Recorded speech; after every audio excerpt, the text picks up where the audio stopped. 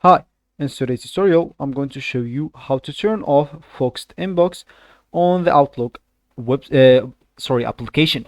So first of all, of course, all you need to do, just go and open the Outlook application if you have it on your desktop. If you don't have it, you'll need to go and download it. How can you do that? Just go and open the browser that you're going to use to follow this download instructions. So once you opened it, of course, it could be any browser, could be possibly working for you, will be great.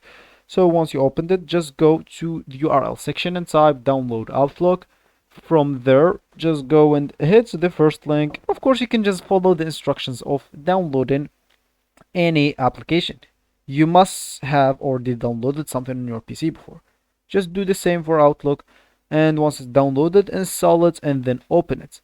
They will ask you when you open it to log in into your account. Of course, if you have an account, this will be great, but if you don't, you will need to go and actually create one.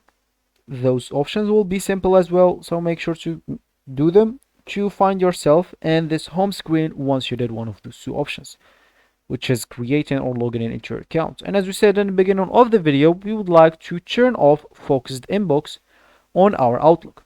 So of course, if you want to do that, you would like to, or on the Organize tab, select Focused Inbox.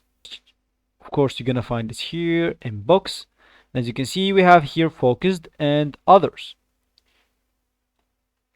Sorry, I guess I had a cut in the recording, but all you need to do, as I said, is just go to your inbox. Once you are here, go to the view option here at the top.